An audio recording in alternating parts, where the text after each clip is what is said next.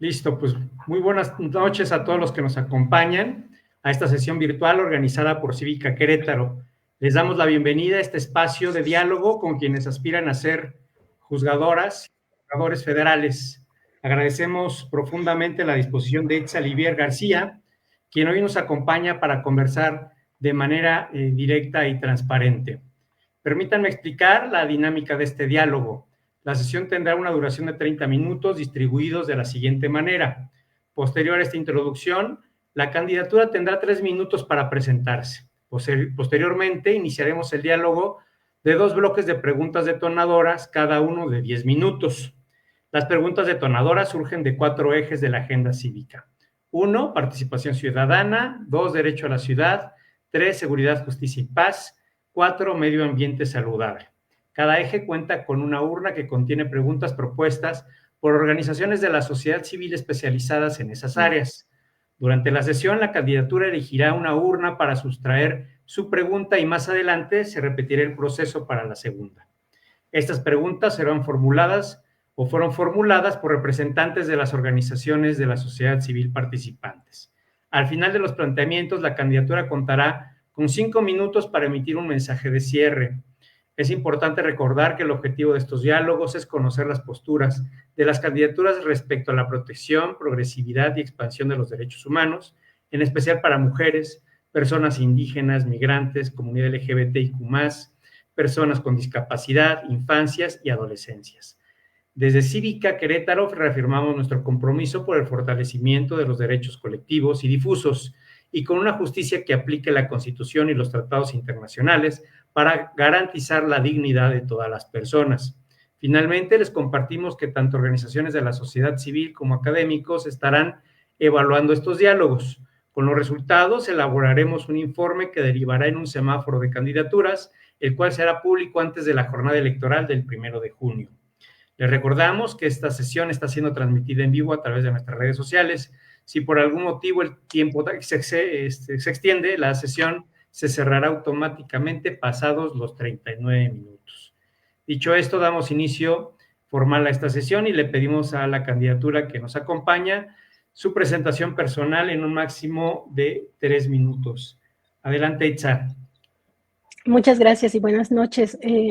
Les reitero la gratitud por esta invitación, Estefanía, César, Walter, a Cívica, por ocuparse de este punto tan importante que es conocer a los candidatos y que podamos tener una charla un poco más cercana, sobre todo con los ciudadanos. Mi nombre es Itza Livier García Sedano, yo soy licenciada en Derecho, especialista en Derecho Constitucional y Amparo, especialista en curso básico de formación de secretarios del Poder Judicial de la Federación, especialista en justicia administrativa, maestra en Derecho, doctora en Ciencias Jurídicas. Y a pesar de que terminé el doctorado, o sea, y a veces decimos, bueno, ya es momento de detenerse, he seguido estudiando, diplomados, cursos, todo lo que hay para aprender, yo sigo trabajando con ellos. Parte de mi formación, esta es la formación académica, pero también tengo una formación en el litigio.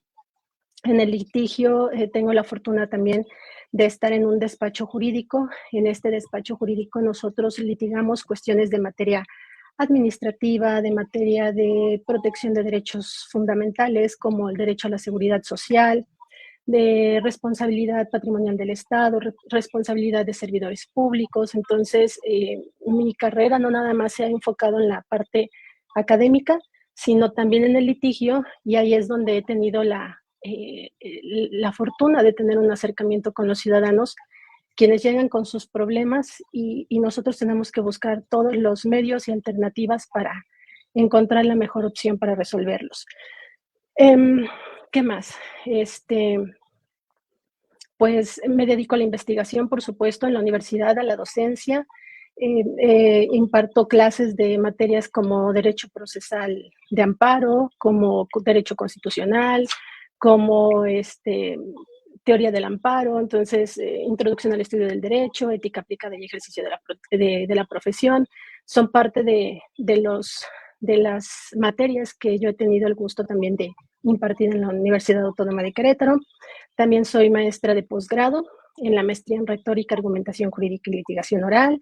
También soy coordinadora de la maestría en Derechos Humanos, ahí en la Facultad de Derecho en la UAC, y presidenta de la Academia de Derecho Constitucional.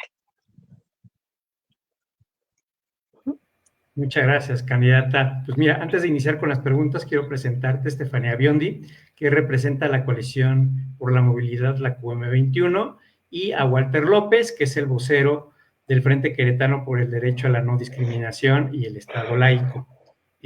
Vamos a iniciar, si estás de acuerdo, con esta ronda de preguntas. ¿De cuál de los 4 ejes de la agenda cívica quieres que emitamos la pregunta? Participación ciudadana. Participación ciudadana.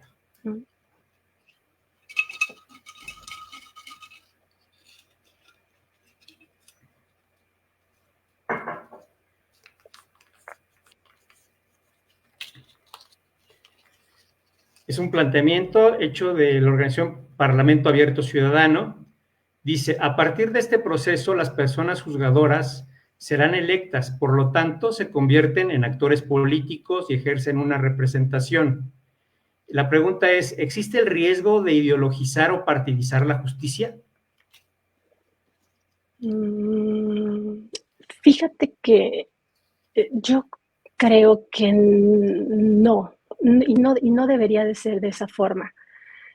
Se nos está permitiendo, a los ciudadanos se nos está permitiendo poder acercarnos a votar a nuestros próximos jueces, magistrados y ministros, pero además, parte de las reglas que puso el propio instituto, el propio instituto del INE fue eso, ¿no? No podemos acercarnos a partidos políticos, tampoco podemos acercarnos a empresarios para tratar de mover estas campañas.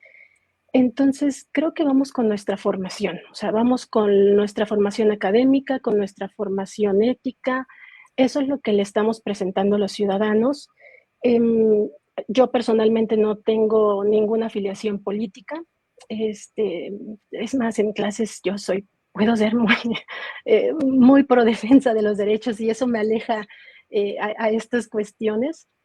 Entonces, si existe la posibilidad de que se politice, bueno, es una elección judicial, eso también hay que dejarlo bien claro, y también dependerá de nosotros, de los candidatos, no caer en esa pequeña seducción, ¿no? de la política, y lo que planteamos es lo que somos, lo que sabemos y las propuestas que tenemos para los ciudadanos. Muchas gracias, candidata. ¿Algún comentario adicional, Walter, Estefanía? Sí, me gustaría hacerlo. Sin embargo, candidata, hemos visto por ahí algunos candidatos a juez, o a personas juzgadoras con fotografías, presumiendo sus fotografías con connotados actores de la política nacional.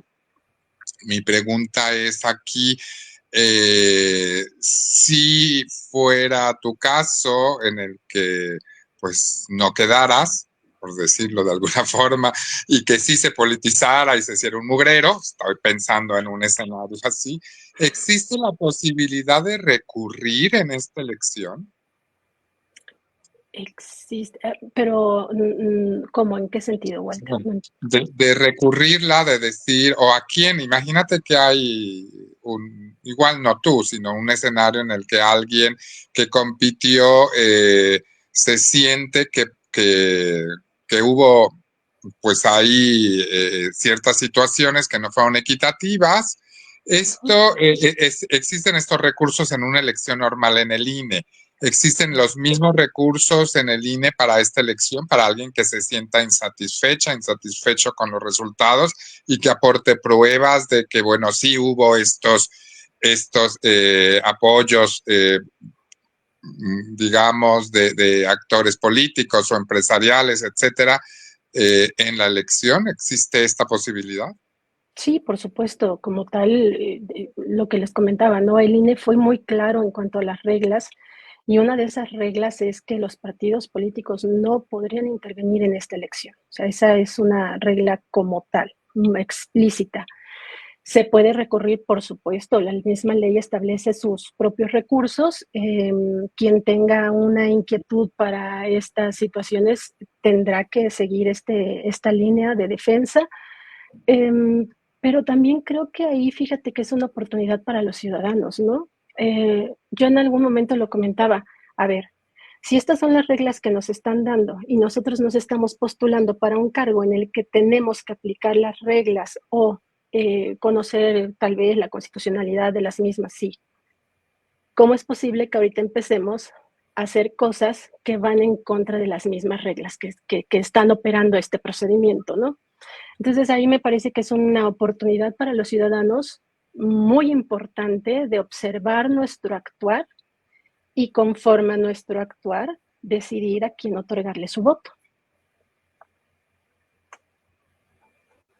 Claro, en este sentido, y esto es lo bonito de esta elección, ya ha habido organizaciones de la sociedad civil que se han pronunciado en las redes sociales diciendo, oye, aquí hay algunas candidaturas que hicieron esto, está aquí en su currículum, lo que hicieron esta historia y bueno, pues es parte de la información que está poniendo la misma sociedad civil en la mesa a través de las redes sociales para irnos enfocando al voto. En nuestro caso, como leyó César Zafra, nosotros, tanto académicos como personas de las organizaciones sociales, vamos a analizar todos estos diálogos, sus perfiles, más información que esté pública, obviamente, y que nos hagan llegar las organizaciones sociales que ya nos están haciendo llegar y haremos el famoso semáforo, ¿no? Donde vamos a decir,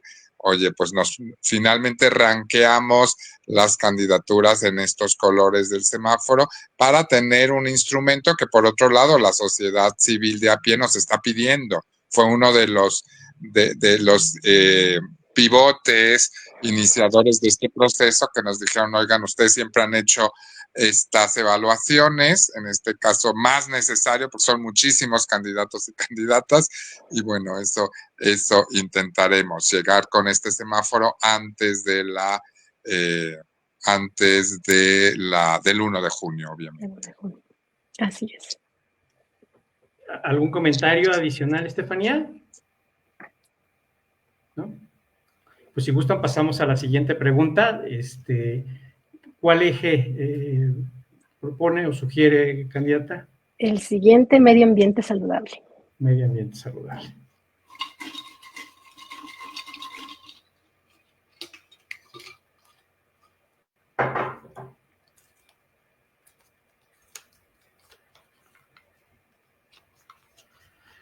Es una organización, o está planteada por una organización que se llama Somos Vida Querétaro.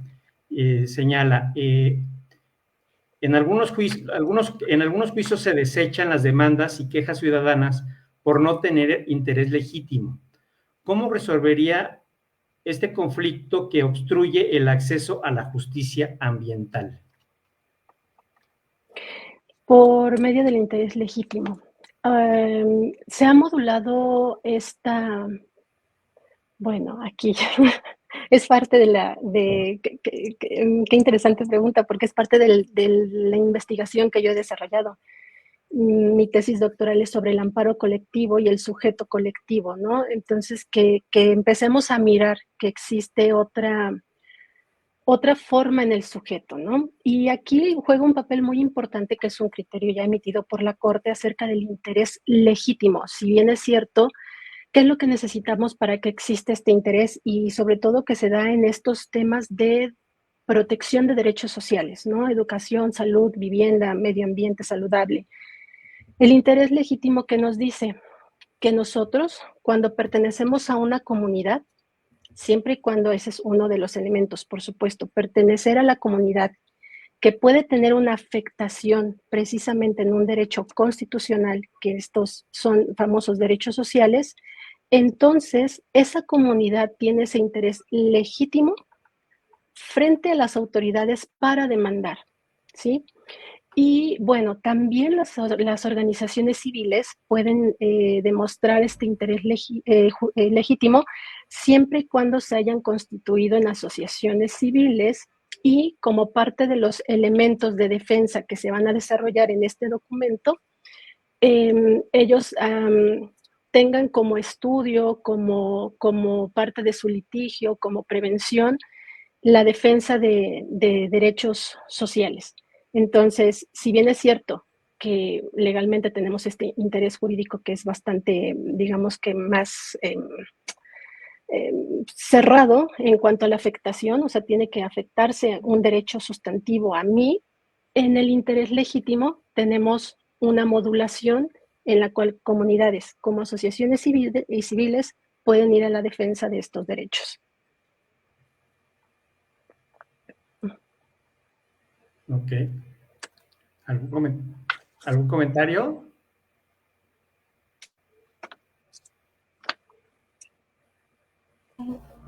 Sí, gracias César, gracias candidata por sus respuestas. Quería preguntarle si puede profundizar un poco más sobre esta cuestión del amparo colectivo. ¿Es una oportunidad que ya existe o bien es algo que ha investigado en su tesis doctoral, pero que para poderse aplicar debe de traducirse en alguna ley, en alguna norma? ¿Cómo está en la realidad? La realidad es que este amparo colectivo, si bien está señalado en la ley de amparo, pero no está regulado. Entonces, hagan de cuenta que lo que nosotros tenemos es un amparo individual que ha funcionado muy bien, que ha servido para defender derechos sustantivos de una forma bastante bien diseñada, pero sus principios procesales son para la defensa, surgen a partir de una idea liberal. En el liberalismo nosotros sabemos que tiene ciertos ejes, por ejemplo, el individualismo. Entonces, este eje individual es el que genera que cuando se crean los principios procesales que rigen a nuestro juicio de amparo, pues se dé de forma que solamente pueda proteger al que está siendo lesionado, solamente a él. Vemos el principio de relatividad de la sentencia, que solamente va a operar a través de que el que está afectado es el único que puede recibir el beneficio. Vemos un principio de estricto derecho, solo lo que me hayas venido a pedir es lo único que yo te puedo resolver. Y así, entonces, lo que observamos es un desarrollo de un amparo bajo una teoría liberal. Y entonces, cuando llegamos con nosotros con los derechos sociales, educación, salud, vivienda, medio ambiente, decimos, es que estos les afectan a grupos. Y cuando tenemos grupos, entonces el amparo no empieza como a generar una fricción, es que no, mis principios procesales y además todo el criterio de jurisprudencia está creado de esta forma. A mí me sorprendió mucho en la investigación, por ejemplo, ver Brasil, el ejemplo de Brasil, que ellos desde mediados de los años de 1900, ellos empezaron a trabajar estos procesos colectivos, pero se sentaron. La judicatura con el Poder Legislativo, se sentaron ambos y dijeron, a ver, vienen reformas muy importantes. ¿Por qué? Porque necesitamos proteger el medio ambiente, necesitamos proteger a nuestras comunidades indígenas. Entonces, vendrá una reforma constitucional, vendrán leyes que van a empezar a mirar estos aspectos y necesitamos que tu judicatura te acostumbre, empieces a moldarte a este nuevo planteamiento, ¿no? Fue un trabajo entre los mismos poderes, fue una cuestión también, por supuesto, ética y moral, y a partir de eso, bueno, ¿qué es lo que concluimos en México? Que no se creó un procedimiento de amparo colectivo que pudiera permitir esa protección que necesitan los derechos sociales. Entonces como que vamos ganando, ahorita lo que decía, interés jurídico y ahora el interés legítimo, pero yo creo que lo que deberíamos de hacer es sentarse los legisladores a trabajar en este tema y después también la judicatura a recibir todos estos cambios y al final de cuentas, lo más importante pues será la protección de los derechos sociales que tienen un impacto directo en los ciudadanos. Gracias, candidata. Retomando un poquito su comentario, ahorita hablaba del poder legislativo y la chamba que tendría que ejercer, ¿no? pero cuando vivimos en un país donde la progresividad de derechos dependió, inclusive aún depende, de sentencias del Poder Judicial, en donde el Poder Ejecutivo y Legislativo han sido omisos en esta progresividad de derechos, ¿cómo poder enfrentar o cómo poder canalizar toda esta necesidad de progresividad a través de un poder judicial que ante las adecuaciones normativas a lo mejor lo meten en un corset de únicamente aplicar la literalidad de la norma? Sí, de hecho, esa reforma es bastante interesante y va a ser un detonador, ¿no? En su momento, una vez que se dé todo este cambio. Pero es que ahí es donde yo miro a los ciudadanos, ahí es donde yo pongo toda la fe en el ciudadano, porque al final de cuentas él es el que sale y elige a los siguientes, o va a elegir a los siguientes legisladores, a los siguientes gobernantes, y, y es este tipo de espacios que nos permiten explicarles, o sea, y explicarnos qué es lo que tendríamos que hacer para continuar avanzando. Por ejemplo, tenemos una reforma del 2011 en derechos humanos que fue sumamente importante. Entonces, ahí hubo un trabajo legislativo bastante bien realizado. Tuvimos una reforma en la ley de amparo, una nueva ley de amparo en el 2013 que también otorgó, por ejemplo, el incidente de inejecución de sentencia, ¿no? O sea, autoridad, sí o sí tienes que cumplir con las sentencias de amparo. Y si no las cumples, bueno, puedes terminar destituido, puedes terminar con un proceso penal federal. O sea, todo esto, creo que sí ha habido un trabajo legislativo importante, muy importante en nuestro país. Y ahorita sí, lo que no debemos de abandonar es la progresividad, por supuesto, pero también tenemos que voltear a ver a todos esos ciudadanos que tienen que salir a votar. O sea, este es un trabajo de todos, de comunidad, además, o sea, empezar a vernos en esa forma de comunidad y de trabajar todos en conjunto. Ok, muchas gracias, candidata. Un último comentario y también su opinión. Entonces, en un peor de los casos, ¿la convencionalidad sería la última línea de batalla por parte de la ciudadanía a favor de la progresividad de derechos? Sí, pero bien dices en un peor de los casos, porque de aquí a que un juicio llegue a la Corte Interamericana, bueno, hemos visto algunas sentencias, por ejemplo, de otros países que pasaron 20 años, 30 años para que llegaran hasta allá, ¿no? O sea, no hay persona no hay justicia. O sea, tantos años pasan que realmente la justicia es algo que desaparece, ¿no? En ese tiempo. Entonces, tenemos que sentarnos a trabajar aquí, o sea, sentarnos ya seriamente y además a aportar, porque también nuestra tendencia es a criticar, no, es que esto no puede ser, o no va a pasar, o para qué lo propongo. No, es ya realmente asumir un papel ciudadano, asumir un papel judicial, asumir un papel legislativo, ejecutivo y ponernos a trabajar en comunidad, porque los mismos autores lo dicen, ¿no? Las cortes no escuchan al legislativo y el legislativo no escucha a las cortes. Entonces, si hacemos ahí oídos sordos, quienes quedan en medio siempre vamos a ser los ciudadanos. Entonces, sí existe la convencionalidad, es cierto, es fantástica, es un gran instrumento, pero pues tenemos también que asumir nuestro papel y resolver nuestros problemas comunitariamente. Muchas gracias. ¿Algún otro comentario, Walter, Estefanía? Pues agradecerte, candidata. Concluimos entonces con esta etapa de preguntas sobre la agenda cívica y si no tienes inconveniente, te damos la palabra a efecto de que des tu mensaje final. Muchas gracias. Pues reiterarles el agradecimiento por esta invitación. Ojalá continuemos, no nada más ya cuando pasen estos procesos, sino entablar trabajos, entablar una comunicación que realmente aporte.